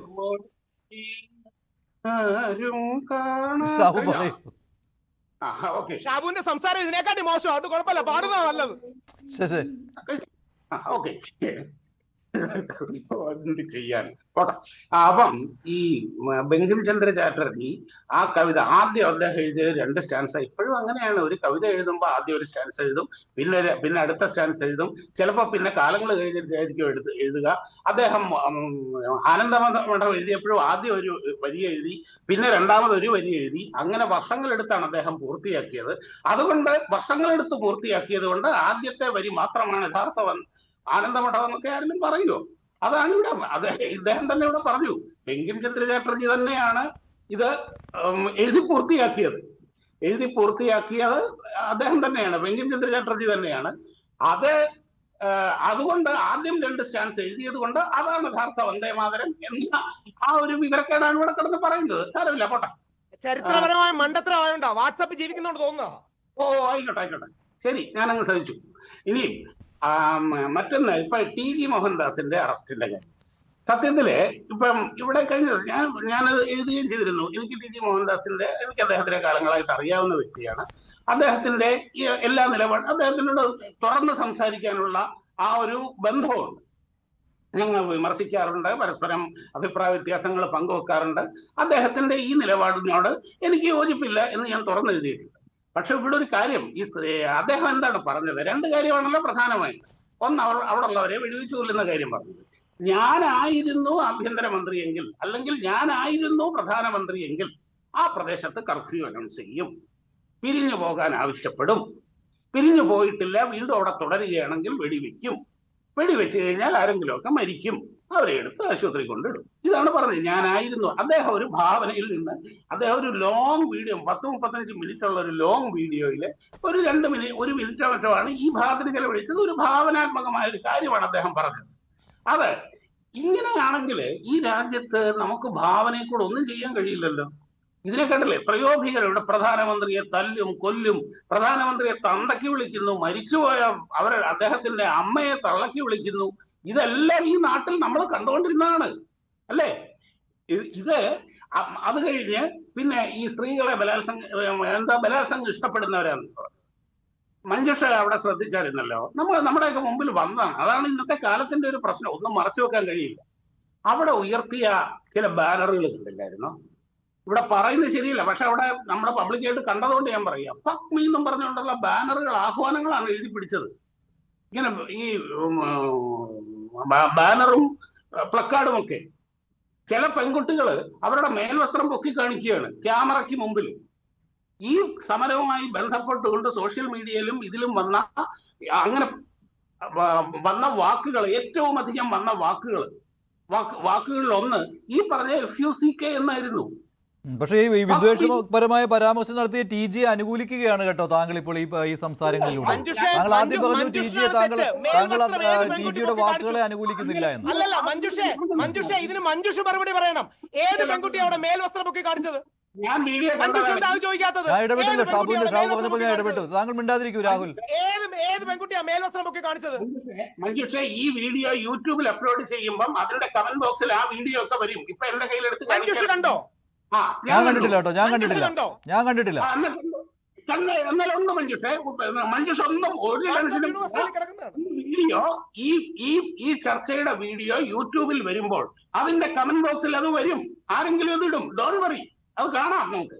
ഇനി മറ്റൊന്ന്, ഇങ്ങനെയൊക്കെ ചെയ്യും. ഇനി വേറൊരു കാര്യം, ഇവിടെ ഒരു കുറച്ച് വർഷം മുമ്പ് ഈ ഹൈബി ഈഡന്റെ ഭാര്യ, അവരുടെ ആ സ്ത്രീയുടെ പേരെന്താന്ന് എനിക്കറിഞ്ഞില്ല, അവര് പറഞ്ഞൊരു കമന്റ് ഓർമ്മയുണ്ടോ മഞ്ജുഷിന്? എനിക്ക് ഓർമ്മയുണ്ട്. റേപ്പ് തടയാൻ കഴിയുന്നില്ലെങ്കിൽ അത് എൻജോയ് ചെയ്യുക, ബലാത്സംഗം തടയാൻ കഴിയുന്നില്ലെങ്കിൽ എൻജോയ് ചെയ്യുക. 5-6 വർഷം മുമ്പ് ഇവിടെ വന്ന വലിയ വിവാദമായ കാര്യം. ചായ കുടിക്കുന്നത് പോലെയാണ് ബലാത്സംഗം എന്ന് പറഞ്ഞത് ഈ നാട്ടിലെ ഒരു മുഖ്യമന്ത്രിയാണ് മഞ്ജുഷ. അന്ന് ആ മുഖ്യമന്ത്രി എത്രമാത്രം വിമർശിക്കപ്പെട്ടു എന്ന് താങ്കൾക്ക് അറിയാമല്ലോ. അതൊന്നും പറഞ്ഞല്ലോ. അതുപോലെ ആ മുഖ്യമന്ത്രി സ്ഥാനത്ത് തന്നെ അദ്ദേഹം കംപ്ലീറ്റ് ചെയ്യുകയും ചെയ്തല്ലോ. അതുപോലെ ഈ നാട്ടിലെ ചില കുറച്ച് പാവപ്പെട്ട സ്ത്രീകളെ ചൂണ്ടി ഇവർ മറ്റേ പണിക്ക് പോകുന്നവരാന്ന് പറഞ്ഞ ഒരു മഹാൻ ഇവിടെ 5 കൊല്ലം മന്ത്രിയായി നമ്മുടെ നാട് ഭരിച്ചു. ചായ കുടിക്കുന്ന പോലെ പെണ്ണുകളടത്ത് പെൺവാണിഭം ഉണ്ടാകുമെന്ന് ഒരു പറഞ്ഞത് മറ്റൊരു മുഖ്യമന്ത്രിയാണ്. ഈ നാട്ടിൽ ഇതൊക്കെ നടന്നിട്ടുണ്ട്. ഇവിടെ എത്ര അറസ്റ്റുകൾ നടന്നു, എത്ര കേസുകൾ വന്നു, എത്ര പേര് അകത്തുപോയി. ഇതെല്ലാം ഈ നാട് തല്ലും കൊല്ലും, വെടിവെച്ച് കൊല്ലും, വെട്ടിക്കൊല്ലും, കുത്തിക്കൊല്ലും എന്ന് പറഞ്ഞ ഒരുത്തൻ ഈ നാട്ടിലെ മന്ത്രിയായിരുന്നു മഞ്ജുഷ. ഈ നാട്ടിൽ, നമ്മുടെ കേരളത്തിൽ, പ്രബുദ്ധ കേരളത്തിൽ, മതേതരത്വം കൊടികുത്തി വാഴുന്ന കേരളത്തിൽ ഇപ്പൊ ഇവിടെ രാഹുൽ ഇവിടെ ബാലൻസ് കേനായരാവുകയാണല്ലോ. ആ നാട്ടിലുണ്ടായ കാര്യമാണ് ഞാൻ പറഞ്ഞത്. ഒരു കോൺഗ്രസ് നേതാവിന്റെ ഭാര്യയാണ് പറഞ്ഞത് ബലാത്സംഗം തടയാൻ കഴിയുന്നില്ലെങ്കിൽ അത് എൻജോയ് ചെയ്യുക എന്ന്. ഇതിനെക്കാട്ടി വലിയ സ്ത്രീവിരുദ്ധതയൊന്നും പറഞ്ഞിട്ടില്ല ചേച്ചി. ഞാനത് പറയില്ല, അത് വേറെ കാര്യം. എന്നെ ഭോഗിക്കൂ എന്ന് പറഞ്ഞ് ബാനർ എഴുതി പൊക്കിപ്പിടിച്ചവർ അത് ഇഷ്ടപ്പെടുന്നവരാണ് എന്ന് ഒരാൾ വിചാരിച്ചാൽ, അങ്ങനെ വ്യാഖ്യാനിച്ചാൽ അതിനകത്തൊന്നും പറയാൻ പറ്റില്ല. താങ്കളും ടി ജിയുടെ വഴിയെ തന്നെ സഞ്ചരിക്കുകയാണല്ലേ? താങ്കളും ടി ജിയുടെ വഴിയെ സഞ്ചരിക്കുകയാണ്. അല്ല, ഞാൻ പറഞ്ഞല്ലോ ഞാൻ ഇങ്ങനത്തെ വാക്കുകൾ ഉപയോഗിക്കില്ല. അല്ല, ഇത് ധാരാളമാണല്ലോ, താങ്കൾ ഈ പറഞ്ഞത് ധാരാളമായല്ലോ. അല്ലല്ലോ, ഞാനിവിടെ ഈ കാര്യങ്ങളെല്ലാം പറയണമല്ലോ. ഇങ്ങനെയുള്ള സമാനമായ കാര്യങ്ങൾ മുഴുവനും ഈ നാട്ടിൽ നടന്ന കാര്യങ്ങളാണ് ഞാൻ പറഞ്ഞത്. ആ സമയത്ത് ഇവിടെ ആർക്കും ഒരക്ഷരം ഉണ്ടാകില്ലല്ലോ. പേരും 2-3 വിമർശനം. അത് നായനാരുടെ ഒരു ശൈലീപരമായ പ്രയോഗമല്ലേ? അതായത് ശരി, അപ്പോൾ അങ്ങനെയാണെങ്കിൽ സിബി, ഇതിനകത്ത് ഈ ഇമേജിൽ നിന്ന് പുറത്ത് കടക്കുവാനുള്ള ഒരു വ്യഗ്രത സംസ്ഥാന സർക്കാർ കാട്ടിയെന്നാണോ ഷാബു പറഞ്ഞു വരുന്നത്? അതാണ് ഒരു ബാലൻസ് ചെയ്യുന്നതിന് വേണ്ടി. ഇപ്പോൾ ആയങ്കിയെ അറസ്റ്റ് ചെയ്തല്ലോ, അപ്പോൾ പിന്നെ ടി ജിയെ വെളിയിൽ നിർത്തുന്നത് ശരിയല്ലല്ലോ, അപ്പോൾ ടി ജിയെയും പിടിച്ചകത്തിടാൻ ശ്രമിച്ചു. ഇതാണ് സംഭവിച്ചത്. ഇതൊരു ബാലൻസിങ് ആണെന്നൊന്നും തോന്നുന്നില്ല. ഇത് കൃത്യമായിട്ട് ഗവൺമെൻറ്റിൻ്റെ ഒരു കോഴ്സ് ഓഫ് ആക്ഷനാണ്, ഒരു നോർമൽ കോഴ്സ് ഓഫ് ആക്ഷനാണ്. കാരണം ശ്രീ ടി ജി മോഹൻദാസ് പറഞ്ഞതിനെ ന്യായീകരിച്ചുകൊണ്ട് ശ്രീ ഷാബു പ്രസാദ് പറഞ്ഞ കാര്യങ്ങൾ കേട്ടു. അദ്ദേഹം ആദ്യം മനസ്സിലാക്കേണ്ടത് FUCK എന്ന് പറയുന്ന വാക്ക് അതിൻ്റെ വാക്യാർത്ഥത്തിൽ എടുക്കേണ്ട ഒന്നല്ല. അത് പൊതുവെ പുതിയ തലമുറ അല്ലെങ്കിൽ ഈവൻ ഇംഗ്ലീഷ് സ്പീക്കിംഗ് ആയിട്ടുള്ള ജനറേഷൻ അവരുടെ സംഭാഷണങ്ങളിൽ ഉപയോഗിക്കുന്ന ഒരു നോർമൽ വേർഡ് മാത്രമാണ്. അതിന് ഈ പറഞ്ഞ പോലെ അതിൻ്റെ എക്സാക്റ്റ് ഈ പറഞ്ഞ ഈ ഡിക്ഷണറി മീനിങ് എടുത്ത് അത് വെച്ചിട്ട് ഇതിനെ വ്യാഖ്യാനിക്കുന്നത് തന്നെ ഈ പുതിയ തലമുറ എങ്ങനെയാണ് ചിന്തിക്കുന്നത്, അവരെങ്ങനെയാണ് സംസാരിക്കുന്നത് എന്നുള്ളത് അറിയാൻ പാടില്ലാഞ്ഞിട്ടാണ്. നിങ്ങളൊരു സിനിമ കണ്ടു കഴിഞ്ഞാൽ, ഒരു ഇംഗ്ലീഷ് സിനിമ കണ്ടു കഴിഞ്ഞാൽ അത് ഒരു 1000 എടുത്ത് ഈ വാക്ക് ഉപയോഗിക്കുന്നത് കാണാം. അവർ പെട്ടെന്ന് കഴ്സ് ചെയ്യുന്ന ഒരു വാക്കാണിത്. അല്ലാതെ അതിനകത്ത് ഈ പറഞ്ഞ അർത്ഥമോ അല്ലെ എന്നെ ഇതങ്ങ് ചെയ്തു കളയൂ എന്ന് പറയുന്ന അർത്ഥമൊന്നുമില്ല. അതാദ്യം നമ്മൾ മനസ്സിലാക്കണം.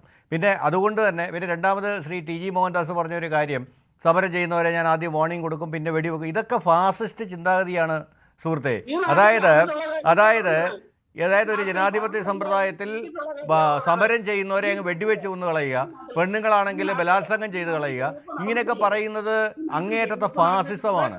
ഇതെന്ന് പറയുന്ന ഒരു ജനാധിപത്യ സമൂഹത്തിന് ഭൂഷണമേ അല്ല. നിങ്ങളൊരു കാര്യം മനസ്സിലാക്കണം, ഈ ജനാധിപത്യ സമൂഹത്തിൽ നാളെ നിങ്ങളും പ്രതിപക്ഷമാവുന്നവരാണ്, അല്ലാതെ നിങ്ങൾ ജീവിതകാലം മുഴുവൻ ഭരിക്കുകയൊന്നുമില്ല. അപ്പം നാളെ നിങ്ങൾ പ്രതിപക്ഷമാകുമ്പോൾ, നിങ്ങൾ സമരത്തിനിറങ്ങുമ്പോൾ നിങ്ങളെ വെടിവെച്ചാൽ കൊന്നാൽ മതിയോ? അല്ലെ നിങ്ങളുടെ സ്ത്രീകളെ ഈ പറഞ്ഞതുപോലെയൊക്കെയുള്ള സംഭവങ്ങൾ ചെയ്താൽ മതി? അതെന്ത് മോശം വർത്താനാണ് ഈ പറയുന്നത്? അങ്ങനെയൊന്നും നമ്മൾ ചിന്തിക്കാനും പറയാനും പാടില്ല. ഒരു ജനാധിപത്യ സമൂഹത്തിൽ സമരം ചെയ്യാനുള്ള അവകാശമുണ്ട്. സമരം ചെയ്യുമ്പോൾ അതിനെ സമാധാനപരമായി തന്നെയും ചർച്ചകളിലൂടെയും സന്ധി സംഭാഷണങ്ങളിലൂടെയാണ് നേരിടേണ്ടത്. സിബിയുടെ ഷാബു തുടക്കത്തിൽ പറഞ്ഞൊരു കാര്യമുണ്ട്, അത് നമ്മുടെ ചർച്ചയുടെ ആ ഒരു പോയിന്റ് ആയിരുന്നു. ഇപ്പോൾ LDF സർക്കാർ ഭരിക്കുന്ന കാലത്തും ഈ ഡീൽ ആരോപണം വന്നിരുന്നതാണ്. അപ്പോൾ സ്വയം കൃതാനർത്ഥത്തിലാണ് UDF സർക്കാരും നിൽക്കുന്നത്. കാരണം എന്ത് ചെയ്താലും അത് സംഘപരിവാറിന് കീഴടങ്ങുന്നു എന്നുള്ള ഒരു പ്രതിച്ഛായ ഉണ്ടാക്കും. അപ്പോൾ അതിൽ നിന്ന് രക്ഷപ്പെടുവാൻ വേണ്ടി മറ്റു ചില തന്ത്രങ്ങൾ പയറ്റും. അതും ചിലപ്പോൾ വിമർശനത്തിന് കാരണമാകും. കോടതിയിൽ നിന്ന് ചിലപ്പോൾ തിരിച്ചടി ഉണ്ടാകും. അപ്പോൾ ഭരണപരമായ കാര്യങ്ങൾ നിർവഹിച്ചു വരുമ്പോൾ ഈ ഒരു പ്രതിച്ഛായ ഉണ്ടാകുന്നത്, സംഘിവൽക്കരണം ഉണ്ടാകുന്നത്, അത് സർക്കാരിനെ കുഴയ്ക്കുകയാണല്ലോ. LDF സർക്കാർ അനുഭവിച്ച അതേ കാര്യം. അന്ന് LDFനെതിരെ UDF രംഗത്തെത്തിയിരുന്നു, ഇപ്പോൾ UDFനെതിരെ പ്രതിപക്ഷം രംഗത്തെത്തുന്നു.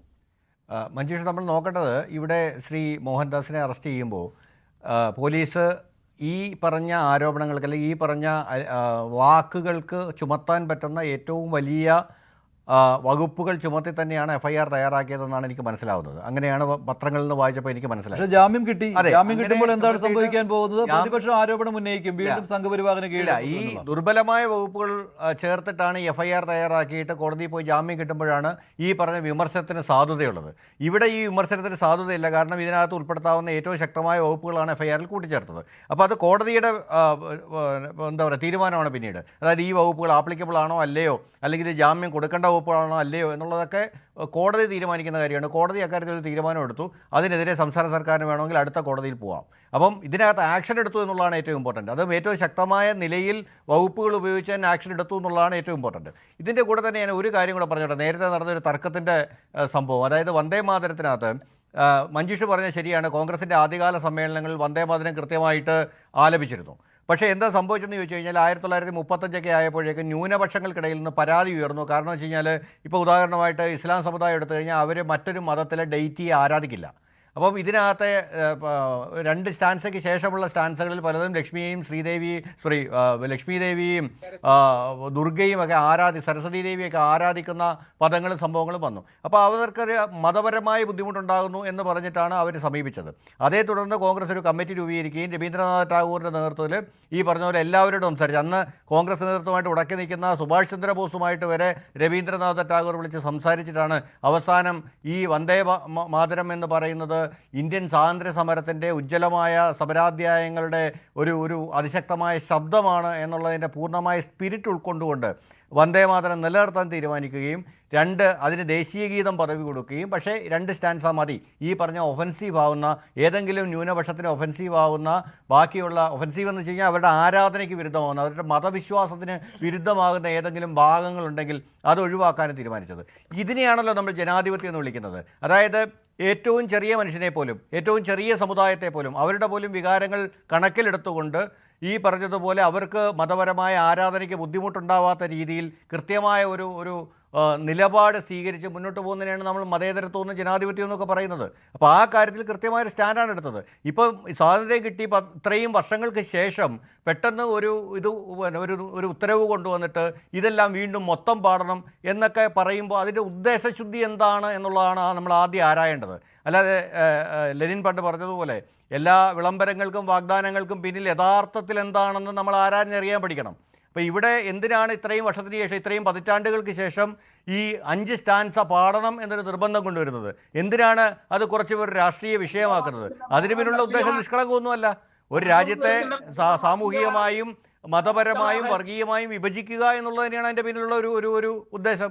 അപ്പൊ ആ ഒരു പോയിന്റ് നമ്മൾ വളരെ കൃത്യമായിട്ട് ശ്രദ്ധിക്കണം. പക്ഷെ അത് ഭരിക്കുന്ന സർക്കാരിന് പ്രതിരോധത്തിലായി പോകുന്ന സാഹചര്യങ്ങൾ ഉണ്ടാക്കും. അത് UDF സർക്കാരിന് ഇനിയും നേരിടേണ്ടി വരും. കാരണം കേന്ദ്രം ഇത്തരം ഒരു നിയമ ഭേദഗതി വരുത്തി. അവിടെയൊന്നും നിർബന്ധമല്ല. ഇതാണ് ഓരോ വിഷയത്തിലും സംഭവിച്ചുകൊണ്ടിരിക്കുന്നത്. ഇപ്പോൾ വന്ദേ മാതരത്തിൻ്റെ വിഷയത്തിൽ ഇങ്ങനെ സംഭവിച്ചു.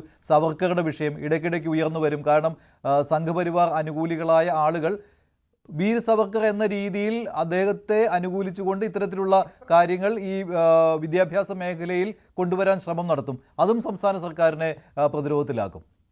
അങ്ങനെയല്ലേ സംഭവിക്കാൻ പോകുന്നത്? അതെ, എനിക്കതിനകത്ത് സവർക്കറിൻ്റെ കാര്യത്തിൽ രാഹുൽ പറഞ്ഞൊരു അഭിപ്രായത്തോട് എനിക്ക് ഭാഗികമായ യോജിപ്പുണ്ട്. അതായത് ഈ സവർക്കറിൻ്റെ ചരിത്രം, സവർക്കറിനെ ഒന്നുകിൽ എതിർക്കുക അല്ലെങ്കിൽ അനുകൂലിക്കുക എന്ന് പറയുന്ന ഒരു നയമാണ് സാധാരണഗതിയിൽ ഇപ്പം നമ്മൾ കൈക്കൊള്ളുന്നത്. പക്ഷേ ഒരു കാര്യം മനസ്സിലാക്കേണ്ടത്, എനിക്ക് തോന്നുന്നത് 2 സവർക്കർമാരുടെ ചരിത്രത്തിൽ ഒരു ആദ്യത്തെ സവർക്കർ എന്ന് പറയുന്നത് ഇന്ത്യ കണ്ട ഏറ്റവും ഗംഭീരനായ ഒരു രാജ്യസ്നേഹിയും ഈ പറഞ്ഞതുപോലെ സ്വാതന്ത്ര്യ സമരത്തിൽ പങ്കെടുത്ത ഏറ്റവും ശക്തനായ വിപ്ലവകാരിയുമായിരുന്നു. പക്ഷേ മാപ്പപേക്ഷ കൊടുത്ത് പുറത്തു വന്ന രണ്ടാമതൊരു സവർക്കറുണ്ട്.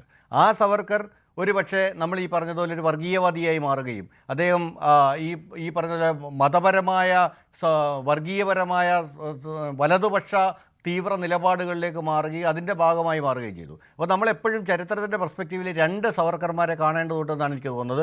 ഒന്നാമത്തെ സവർക്കർ നമ്മൾ അംഗീകരിക്കേണ്ട ആളാണ്, ബഹുമാനിക്കേണ്ട ആളാണ്. രണ്ടാമത്തെ സവർക്കറെ ചരിത്രം വിധിക്കും. പക്ഷേ ഇന്ദിരാഗാന്ധി പോലും പ്രകീർത്തിച്ച ആളാണ് മഹാത്മാഗാന്ധി ഉണ്ട്. ഇന്ദിരാഗാന്ധി പിന്നീട് ഒന്നാമത്തെ സവർക്കറെ ആർക്കാണ് പ്രകീർത്തിക്കാൻ കഴിയാതിരിക്കുന്നത്? അല്ല, 1ഉം 2ഉം വെച്ചിട്ടല്ല ഇന്ദിരാഗാന്ധി പ്രകീർത്തിച്ചത്. അല്ല, ഇന്ദിരാഗാന്ധിയുടെ നിലപാടിനോട് ബാക്കി എല്ലാവരും യോജിക്കണമെന്നില്ലല്ലോ മഞ്ജുഷ്. ശരി, നമ്മൾ ആദ്യം മനസ്സിലാക്കേണ്ടത് ഇതിനകത്ത് ഈ 2 പെർസ്പെക്റ്റീവ് കൃത്യമായി മനസ്സിലാക്കിയാൽ സവർക്കറിനെ പറ്റി നമുക്കൊരു ധാരണയുണ്ടാവും. ശരി രാഹുൽ. അല്ല, ഇപ്പൊ അദ്ദേഹം പറഞ്ഞ ശ്രീ സത്യൻ സാർ പറഞ്ഞ 100% കറക്റ്റാണ്. അതായത് ആദ്യം കാണുന്ന സവർക്കർ മഹാത്മാഗാന്ധിയോട് ബഹുമാന പുരസ്സരം വിയോജിച്ചിരുന്ന സവർക്കറിൽ നിന്ന് ഇദ്ദേഹം മഹാത്മാഗാന്ധി വധത്തെ തള്ളി പറഞ്ഞു, ഫ്രാട്രിസൈഡ് ആണ് ഗോഡ്സെ ചെയ്യുന്നൊക്കെ തള്ളി പറഞ്ഞു. പക്ഷേ ഗോഡ്സെ അടക്കമുള്ള ചില തീവ്ര ഹിന്ദുത്വവാദികളെ നർച്ചർ ചെയ്യുന്നതിൽ അറിയാതെയെങ്കിലും വീര സവർക്കർക്ക് പങ്കുണ്ടെന്ന കാര്യത്തിൽ സംശയമില്ല. എന്തിന് ശിവാജി മഹാരാജാവിനെ വീര സവർക്കർ പിന്നീട് ശരിയല്ലാത്ത രീതിയിൽ പരാമർശിക്കുന്നുണ്ട്. അതായത് ശിവാജി മഹാരാജ് അന്നത്തെ മുസ്ലിം ഗവർണറുടെ ഡോട്ടർ ഇൻ ലോയെ എല്ലാ മര്യാദയും കൂടി തിരിച്ചയച്ചു എന്ന് പറഞ്ഞു. അതായത് ശിവാജി മഹാരാജ് ചരിത്രത്തിൽ മുസ്ലിം സ്ത്രീകളോട് ആദരവ് കാണിച്ചു എന്ന് പറഞ്ഞ് വീര സവർക്കർ ശിവാജി മഹാരാജാവ് അങ്ങനെ ആയിരുന്നില്ല ചെയ്യേണ്ടത് ചരിത്രത്തിൽ എന്ന് വരെ പറയുന്നുണ്ട്. അപ്പോൾ സെക്കൻഡ് സ്റ്റേജിൽ അദ്ദേഹം ഒരു തീവ്ര ഹിന്ദുത്വ ഈ GD സവർക്കർ ഉണ്ട്, ഇദ്ദേഹത്തിന്റെ സഹോദരൻ. യഥാർത്ഥത്തിൽ ഈ GD സവർക്കർ ആണ് ക്രിസ്ത്യാനിയും മുസ്ലിമും കമ്മ്യൂണിസ്റ്റുകാരനും നമ്മുടെ ശത്രുവാണ് എന്ന ഹിന്ദു രാഷ്ട്ര മീമാംസ എന്ന പുസ്തകം എഴുതുന്നത്. ഇതാണ് ഗുരുജി ഗോൾവൽക്കറിനെ അടക്കം ആദ്യ കാലത്ത് തെറ്റായി സ്വാധീനിക്കുകയും പിന്നീട് ഗുരുജി ആ ചിന്തയിൽ നിന്ന് മാറുന്നുണ്ട്. അത് RSS സർസംഘാലക് മോഹൻ ഭഗവത്ജി അടക്കം അദ്ദേഹത്തിന്റെ ഡൽഹി കോൺക്ലേവിൽ അക്നോളജ് ചെയ്യുന്നുണ്ട്. ഗുരുജി പറഞ്ഞ ചില കാര്യങ്ങൾ, പ്രത്യേകിച്ച് ക്രിസ്ത്യൻ മുസ്ലിം കമ്മ്യൂണിസ്റ്റ് വിരോധം ഒന്നും ഇന്ന് ഞങ്ങൾ ഓണപ്പ് ചെയ്യുന്നില്ല. ഇവിടെയാണ് ഈ തീവ്ര വലത് വേണ്ട, തീവ്ര ഇടത് വേണ്ട എന്ന് പറയുന്നത് പോലെ തീവ്ര വലതും വേണ്ട നമുക്ക് കണ്ടുകൂടെ? ഒരു ബാലൻസ് നമുക്ക് തീർച്ചയായും ഈ കാര്യത്തിൽ വന്നൂടെ? ഇനി വസ്തുതകളൊന്നും അതുകൊണ്ടാണ് താങ്കളെ ഈ താങ്കളെ പോലെ ഈ ബാലൻസ് കെ നായർ എന്ന് പറഞ്ഞുകൊണ്ട് ഇന്ത്യ മഹാരാജ്യത്തിനെ വേറെ എങ്ങനെ കൊണ്ടുപോകും? ഇന്ത്യ എന്ന് പറയുന്ന മഹാരാജ്യത്തിൽ ഹിന്ദു ഉണ്ട്, മുസ്ലിം ഉണ്ട്, ക്രിസ്ത്യാനി ഉണ്ട്, ബ്രാഹ്മണനുണ്ട്, ദളിതനുണ്ട്, വ്യത്യസ്ത ജാതി വിഭാഗങ്ങളുണ്ട്, വിശ്വാസിയുണ്ട്, അവിശ്വാസിയുണ്ട്, അർത്ഥവിശ്വാസിയുണ്ട്, അന്വേഷിയുണ്ട്, ഒരുപാട് താല്പര്യങ്ങളുള്ള ഒരു രാജ്യമാണ് നമ്മുടേത്. അല്ല, അങ്ങനെയാണെങ്കിൽ താങ്കൾ 1ാം സവർക്കറേയും 2ാം സവർക്കറേയും ഒക്കെ അംഗീകരിക്കുന്ന ആളാണെങ്കിൽ ആ അധ്യാപകനെതിരെയുള്ള സസ്പെൻഷൻ നടപടിയെ താങ്കൾ എങ്ങനെ ന്യായീകരിക്കുന്നു? സത്യം പറഞ്ഞ തുറന്നു പറയാലോ, സസ്പെൻഷനേക്കാൾ കൂടുതൽ തങ്ങൾ അതിശക്തമായി അതിനോട് യോജിക്കുന്നില്ലെന്ന് പറയുന്നതായിരുന്നു കുറെ കൂടെ നല്ലത്.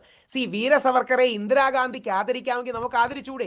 മഹാത്മാഗാന്ധിക്ക് വീര സവർക്കർക്ക് വേണ്ടി എഴുത്തെഴുതാമെങ്കിൽ ആദരിച്ചൂടെ? എന്നിട്ട് കൃത്യമായി പറയുക. ഇവിടെയാണ് ഈ പൊളിറ്റിക്കൽ നിലപാട് പറയേണ്ടത്. നേരത്തെ ശ്രീ സത്യൻ സാർ വളരെ ക്ലിയർ ആയിട്ട് പറഞ്ഞു, വീര സവർക്കർക്ക് ഒരു 2 ഘട്ടങ്ങളുണ്ട്. 2ാം ഘട്ടത്തിൽ അദ്ദേഹം ഒരു തീവ്ര സ്വരത്തിലേക്ക് മാറി.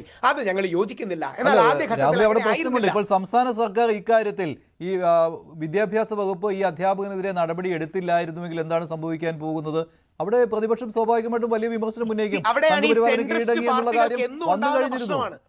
അതായത് ഈ മധ്യവർത്തിയായ പാർട്ടികൾക്ക് എന്നും ഉണ്ടാകുന്ന പ്രശ്നമാണ്. അതായത് മധ്യവർത്തിയായ പാർട്ടികൾ കോൺഗ്രസിനെ പോലുള്ള പാർട്ടിക്ക് പറ്റുന്നത് ഒരു വശത്ത് നിന്ന് റൈറ്റ് വിങ് പറയും നിങ്ങൾ കണ്ടോ തീവ്ര ഇടതിന് വലപ്പെടുകയാണെന്ന്, മറുവശത്ത് നിന്ന് ഇടതുപക്ഷക്കാർ പറയും നിങ്ങൾ തീവ്ര വലതിന് അടിപ്പെടുകയാണ്. ഈ ബാലൻസ് ചെയ്ത് അവർക്ക് മുമ്പോട്ട് കൊണ്ടുപോകാൻ കഴിയുന്ന ഒരു സ്പേസ്, ഇതിനെയാണ് നമ്മൾ സ്റ്റേറ്റ് ക്രാഫ്റ്റ് എന്ന് വിളിക്കുന്നത്. കഴിയുന്നത്ര ആൾക്കാരെ ഒരുമിച്ച് ശ്രീ മഞ്ജുഷ ഒന്ന് ആലോചിച്ച് നോക്കിയേ, ശ്യാമപ്രസാദ് മുഖർജിയെയാണ് ഗാന്ധിജി ഹിന്ദുക്കളുടെ ഏറ്റവും നല്ല മുഖം എന്ന് പറയുന്നത്. ശ്യാമപ്രസാദ് മുഖർജി ഗാന്ധിജിയെ അത്ര ഇഷ്ടപ്പെട്ടതും ഗാന്ധി തിരിച്ചിഷ്ടപ്പെടുകയും ഗാന്ധിജി പറഞ്ഞാണ് ഇൻഡസ്ട്രീസ് മിനിസ്റ്റർ ആയിട്ട് നെഹ്റുജിയുടെ ക്യാബിനറ്റിൽ വരുന്നത്. ബാബാ സാഹേബ് അംബേദ്കറും അങ്ങനെയാണ്, ഇന്ത്യ കണ്ട ഏറ്റവും വലിയ മഹാനായ. രാഹുൽ, അങ്ങനെയാണെങ്കിൽ UDF സർക്കാരിന്റെ ഇതുവരെയുള്ള പ്രവർത്തനങ്ങളിൽ ഈ 3 കാര്യങ്ങളെ എടുത്തു പറയാൻ പറ്റുകയുള്ളൂ. സംഘപരിവാറിന് എതിരായിട്ട് ഞങ്ങൾ സംഘപരിവാറിന് അനുകൂലമായിട്ട് നടപടി സ്വീകരിച്ചില്ല, ഇതാ കണ്ടോ നടപടിയെടുത്തു എന്ന് പറയാൻ പറ്റുകയുള്ളൂ. അതല്ലാതെ നേരത്തെ ചൂണ്ടിക്കാണിച്ചിരുന്ന കാര്യം ഒരു 15-20 എണ്ണം വേണമെങ്കിൽ ചൂണ്ടിക്കാണിക്കാം. അവിടെ ഈ ഒരു നിലപാടായിരുന്നില്ല. ബാലൻസ് ചെയ്യാൻ പറയട്ടെ. അതായത് മുസ്ലിം ലീഗുകാർ കുഞ്ഞാലിക്കുട്ടി സാറ് പോലും അള്ളാഹുവിന്റെ നാമത്തിലെ സത്യപ്രതിജ്ഞ സാധാരണ ചെയ്യാറുള്ളൂ. എന്നാൽ ഇത്തവണ എല്ലാവരുടെയും സെന്റിമെന്റ്സ് മനസ്സിൽ വെച്ച് അവർ ദൈവനാമത്തിലാണ് സത്യപ്രതിജ്ഞ എടുത്തത്. നമ്മൾ ശ്രദ്ധിച്ചില്ലേ? അള്ളാഹുവിന്റെ നാമത്തിൽ സത്യപ്രതിജ്ഞ എടുക്കുന്നത് വേണമെങ്കിൽ ഓക്കെയാണ്, പക്ഷേ അമിതമായി മുസ്ലിം ഭാഗത്തേക്ക് ചാഞ്ഞു പോകുന്നു എന്ന വിമർശനം വരരുത് എന്ന് ഉദ്ദേശമാണ്. 2, ഇത്തവണ പ്രപ്പോർഷനേക്കാൾ കൂടുതൽ കിട്ടിയത് നമ്മുടെ ക്രിസ്ത്യൻ സഹോദരങ്ങൾക്കാണ്. നല്ല റെപ്രസെന്റേഷൻ ഉണ്ട്. എന്നാൽ 4 ഹിന്ദു നായർ വിഭാഗങ്ങളിൽ നിന്നുള്ള 4 പേർ, 4 പ്രമുഖരായ എല്ലാം ഈക്വലി യോഗ്യതയുള്ളവർ, ഒന്നിനൊന്നും മെച്ചമായി പ്രധാനമായ ആൾക്കാർ, ശ്രീ വി ഡി സതീശനാകട്ടെ, രമേശ് ചെന്നിത്തലാജി ആകട്ടെ, മുരളീധരൻ സാർ ആകട്ടെ, അല്ലെങ്കിൽ എല്ലാവരും ഒന്നിനൊന്ന് വെച്ചാൽ ഇനി കെ സി വേണുഗോപാൽജി വന്നില്ലെങ്കിലും അദ്ദേഹം ആകട്ടെ, നല്ല റെപ്രസെന്റേഷൻ ഉണ്ട്. നമ്മുടെ രാജ്യത്തെ സ്റ്റേറ്റ് ക്രാഫ്റ്റ് എന്ന് പറഞ്ഞാൽ ഈ സമുദായങ്ങളെയും താല്പര്യങ്ങളെയും ബാലൻസിങ്ങിനെ പറ്റിയാണ് കേട്ടോ രാഹുൽ വാചാലനാവുന്നത്. അത് UDF സർക്കാരിന് കഴിയുന്നുണ്ട് എന്നാണ് അദ്ദേഹം പറയുന്നത്. കറക്റ്റ് ആണ്, അതാണ് എന്റെ നിലപാട്. ഷാബു, ഈ ബാലൻസിങ്ങിന്റെ നൂൽപ്പാലത്തിലൂടെ പോയി കഴിഞ്ഞു കഴിഞ്ഞാൽ അത് മാത്രം, അതിന്റെ അകത്ത് മാത്രം ഫോക്കസ് ചെയ്ത് പോയി കഴിഞ്ഞാൽ അത് മാത്രമേ ഈ നാട്ടിൽ നടക്കുകയുള്ളൂ. ഏത് സമുദായമായാലും ശരി, ആരായാലും ശരി, ഏതൊക്കെ സമുദായത്തിന്റെ റെപ്രസെന്റേഷൻ ഉണ്ടായാലും ശരി, ഇല്ലെങ്കിലും ശരി, ഈ രാജ്യത്തെ മുഴുവൻ ജനങ്ങളുടെയും വെൽഫെയർ എന്നുള്ളതാവണം ഒരു സർക്കാരിന്റെ ലക്ഷ്യം.